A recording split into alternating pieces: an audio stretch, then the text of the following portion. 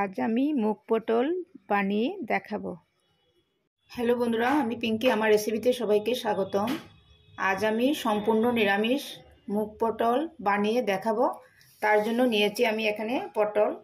এই পটলকে আমি কচি পটল নিয়েছি, কচি পটল হলে ভালো হবে। নিয়ে আমি খোসা ছাড়িয়ে নিয়েছি প্রথমে, তারপর এরকম দু সাইডে আমি অল্প অল্প কেটে নিয়েছি। দেখেন দু সাইডে মধ্যে জয়েন্ট আছে, এভাবে আমি কেটে নিয়েছি। আমি ধুয়ে ভালো করে জল ঝরিয়ে নিয়েছি। এবারে আমি একটি গ্যাসের মধ্যে প্যান বসিয়েছি, তার মধ্যে দিয়ে দেবো আমি অল্প মুগ ডাল। এই মুগ ডালকে আমি হালকা ভেজে নিচ্ছি প্রথমে।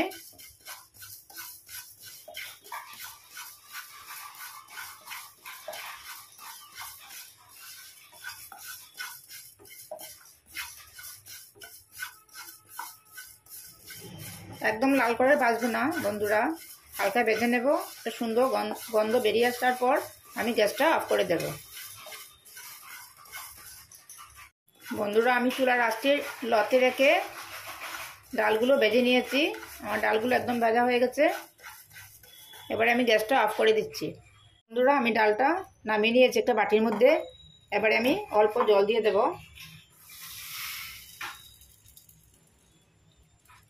জল দিয়ে এটা ভিজিয়ে রেখে দেব কিছুক্ষণ।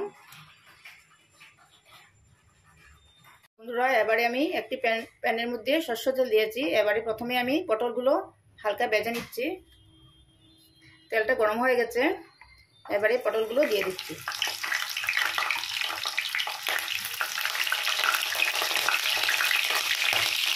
এবারে অল্প নুন দিয়ে দেব।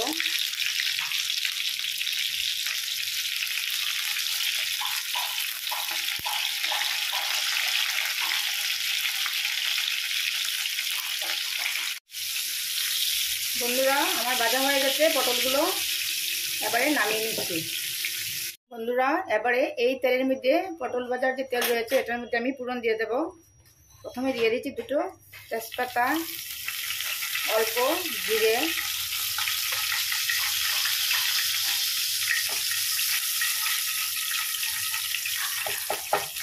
এবারে দিয়ে দেব হিং। যেহেতু নিরামিষ রান্না, হিং দিলে সুন্দর একটা ফ্লেভার আসে। হিং দিয়ে দিলাম।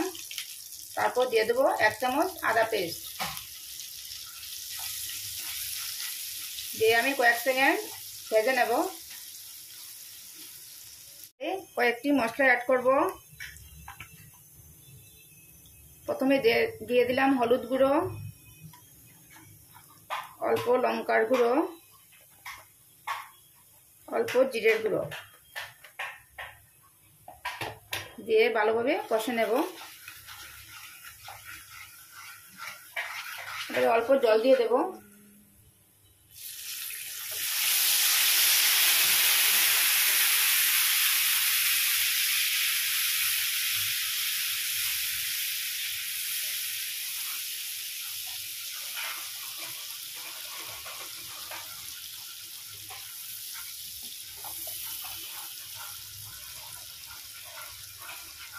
যখন এই মশলা থেকে তেল বেরিয়ে আসবে তখন আমি ভেজানো ডালটা দিয়ে দেব।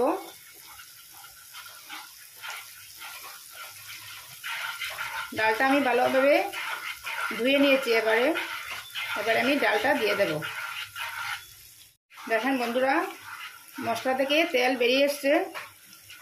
এবারে আমি এই ভেজানো ডালটা দিয়ে দিচ্ছি। আমি ভালোভাবে ধুয়ে নিয়েছি। এবারে তারপর দিয়ে দিলাম ডালটা।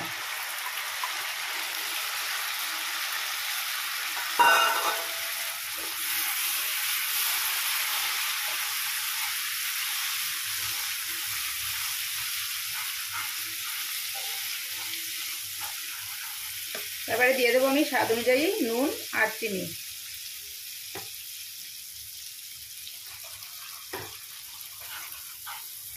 চুলার আঁচটি লতে রেখে আমি রান্না করছি। এবারে দিয়ে দেব অল্প চিনি।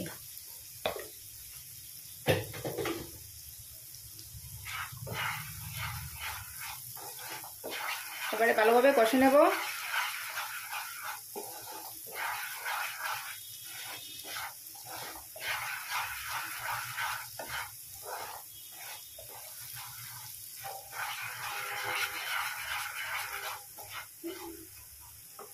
এবারে দিয়ে দেব 1 কাপ দুধ।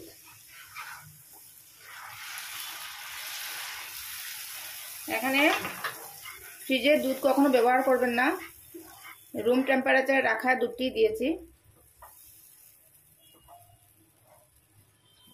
দিয়ে আমি এবারে ঢাকা দিয়ে দেব 10 মিনিটের জন্য। বন্ধুরা আমার 10 মিনিট হয়ে গেছে, এবার ঢাকাটা সরিয়ে নিলাম। ডালটা একদম ভালোভাবে সিদ্ধ হয়ে গেছে।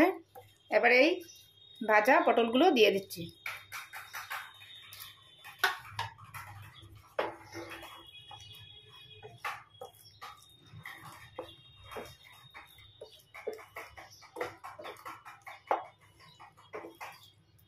এবারে তার মধ্যে দিয়ে দেবো আমি অল্প গরম মশলা, অল্প ঘি দিয়ে দেব।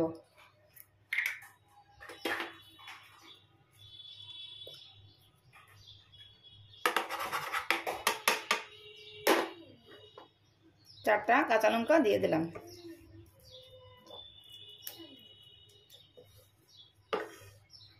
এবারে গ্যাসটা অফ করে দিয়েছি। এবারে ঢাকা দিয়ে দেব, স্ট্যান্ডিং টাইমে রেখে দেব, তারপর আমি সার্ভ করব। বন্ধুরা আমি একটি প্লেটের মধ্যে সার্ভ করেছি।